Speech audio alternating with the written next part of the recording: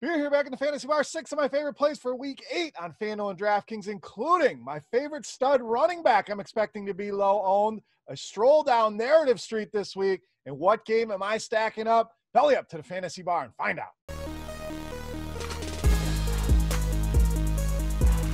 Welcome in, guys. Week 8 edition, Beers Daily Fantasy 6-pack, cruising right along here. Season about halfway over. Unbelievable, but good to be back here once again in the Fantasy Bar, providing 6 guys fresh off the tap for you on FanDuel and DraftKings. Before we take a look at Week 8, let's take a quick look back at Week 7. Not a bad week here. Had some nice hits. The Detroit-Atlanta game kind of went as we expected. Got our points there, even if they were mistakenly scored by Todd Gurley. The production was there nonetheless. Watson was good outside of the Aaron Jones debacle and switching to Chris Carson, who got hurt. We saw Tyler Lockett go nuts. All in all, a pretty good Week 7, but we can be better. Let's do better here in Week 8. Looking forward to this slate here. No doubt. Looks like a fun slate of games. So let's start at the running back position. I promised you a stud I think is going to go overlooked here, and that's DALVIN Cook of the Vikings against Green Bay. So we got some guys in some good spots. We know Alvin Kamara going to have ownership anytime Michael Thomas is out of the lineup. Derrick Henry going to be heavily owned here on this slate. There's Kareem Hunt, another guy that should garner a ton of ownership. One guy who will not is DALVIN Cook, coming off the injury. I know people are going to kind of tread lightly. Let's wait and see what happens. But they did have a bye week last week. Sounds like he's 100% ready to go here. So I'm not going to be on the sidelines here with DALVIN Cook. I'm jumping in full steam ahead with this matchup against the Green Bay Packers. There is not a team in the NFL that's allowed more production to the running back position than the Packers have. It's my team. It's hard to say, but we put that aside. We put that fandom away, and we say this is a great matchup. DALVIN Cook, 2 touchdowns in that Week 1 game against this team. Not a team that tends to spread the running back touches out a ton. We know Madison will work in, but I don't think they ease DALVIN Cook back in here. So I think we get full bore, 100% workhorse DALVIN Cook here. FanDuel price will scare people away. There's cheaper guys people want to pay. Same thing over on DraftKings. He's the guy I think provides tremendous leverage off some of these other running backs in an amazing spot here against the Green Bay Packers. All right, let's go to tight end. Another guy I expect to go completely overlooked on the slate, Noah Fant of the Broncos. So we saw him come back from injury last week, did see 7 targets. The talk of the town, though, is his teammate at tight end, Albert O, who put up more production with the same 7 targets. So I think people are going to chase that. And I get it. Drew Lock, Albert O have that Missouri connection. He's cheaper, no doubt. But Noah Fant, we know, is a stud. Get the ball in his hands. This guy can make things happen. Now, let's take a look at the rest of this Denver pass-catching core. We know Cortland Sutton out for the season. Tim Patrick really looking iffy to play here. That really leaves Jerry Jeudy, a cast of characters at the wide receiver position, and Noah Fant and Albert O. And this matchup pretty good. The Chargers not been good against the tight end. In fact, bottom 10 in allowing fantasy points per game to this position. So the targets were there last week. The production was not, but it's almost double the snaps that his teammate Albert O did. I'm not worried about Noah Fant here. I'm not worried about Big Albert passing him up in the pecking order. And without Tim Patrick potentially in that lineup, and even if he is in there, still interested in Noah Fant. Looks like sub 5% ownership in a good matchup here with the Los Angeles Chargers. All right, moving on. Our next pick, let's take a stroll down narrative street. Love to have some fun here in the Fantasy Bar, and we're going to do that. We're running back Le'Veon Bell of the Chiefs against his former employer and coach, Adam Gase. So this one definitely not for everybody, guys. I certainly understand that. And that's the beauty of the 6-pack. You don't have to use everybody. In fact, you don't have to use anybody if they don't match up with your research. I'm just telling you who I like, and I'm going to have some fun here with Le'Veon Bell, but it's not just the narrative street here. We also have some substance to go along with it. But let's stroll on narrative street here for a minute. Now, we know the Jets and Le'Veon Bell was not a pairing that either seemed to really like. It never seemed like the Jets or Adam Gase really ever wanted this guy around. Never seemed like Bell even wanted to be there or gave his all. So now he goes to Kansas City. We saw him in his first game action with Clyde Edwards-Helaire work in, get a good amount of touches, had 6 carries. Clyde Edwards-Helaire only had 8 in that game, so he will be a part of this backfield. But let's step aside from narrative street here, and let's just look at the numbers here. The Kansas City Chiefs are 20-point favorites in this game at home, 19.5, whatever you may get it at. That is one of the biggest spreads that we're going to see all season long. In fact, that's probably the biggest spread that we'll see. So what does that mean? It means they're going to have multiple opportunities to score the football. And you know Le'Veon Bell is begging for opportunity to score the football here, so they're going to have chances for both of these guys to be productive here. If they get off to a big lead, why would they grind Clyde Edwards-Helaire into the ground when we can give Le'Veon Bell the ball 10, 12, 15 times here in a good matchup with the New York Jets? So yes, it's narrative street. Yes, we joke around with that, but it's also a tremendous spot for a bunch of Kansas City Chiefs to go off in this matchup. Their projected team total is approaching 35 points. That's 5 touchdowns to go around, and I'm going to call the Le'Veon Bell touchdown here. The beer gut telling me he's going to score. The Jets, 5th most fantasy points allowed to the running back position. So you tie it all together.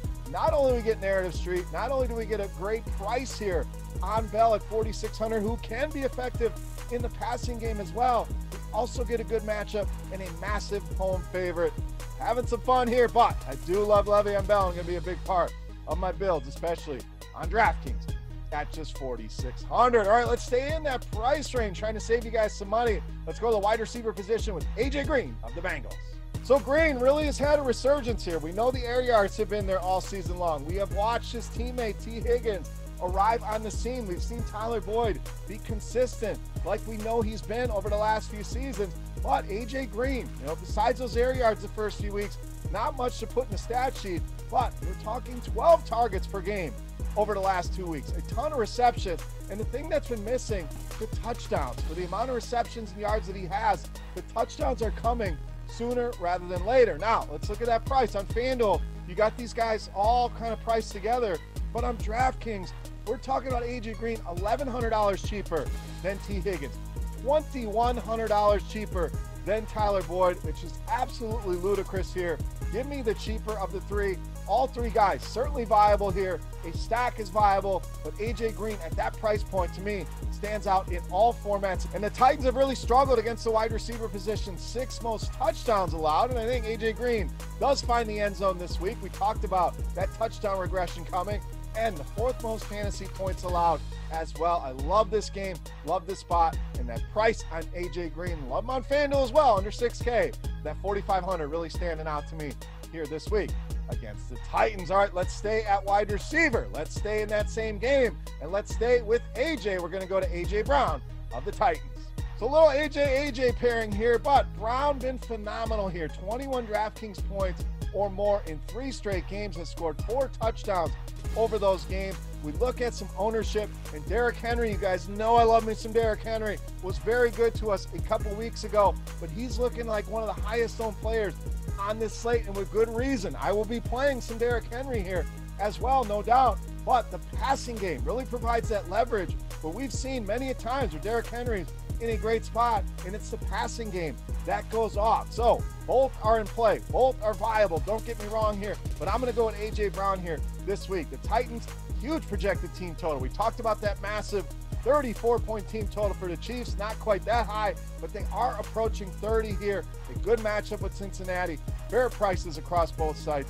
So I'm loving the AJs this week. AJ Green for the Bengals, and here AJ Brown of the Titans. All right, it's time to take a look at my favorite play for week 8, but before we do that, guys, we're going to continue our Beast of the Week contest, absolutely free to play.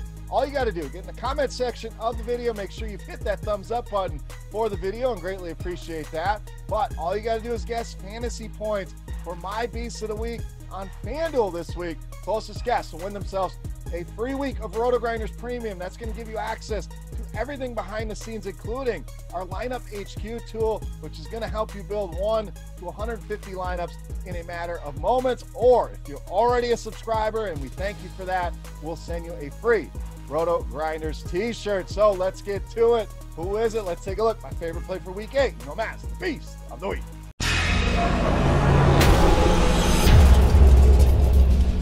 All right, Beast time, one more position to fill here, and that's quarterback. We're going to stay in that same game. I love both sides of that Bengals-Titans game, but we're going to go Ryan Tannehill of the Titans, this week's Beast of the Week. So again, I mentioned great leverage here with the passing game off Derrick Henry, so we're going to take it to another level here, and we're going to pair A.J. Brown with Ryan Tannehill. But let's take a look at some of the numbers here for Tannehill. Multiple touchdown passes now in 5 of the 6 games this team has played this season. And even the game where he didn't get there, still threw for a ton of yards in that game. Cincinnati been absolutely carved up by quarterbacks over the last couple weeks. Baker Mayfield put 5 touchdowns on the board last week. Phillip Rivers even had multiple touchdowns against his team. 8 passing touchdowns allowed over just the last 2 weeks. This is a defense that ranks near the bottom of DVOA against the pass, and the Cincinnati offense. We talked about the receivers.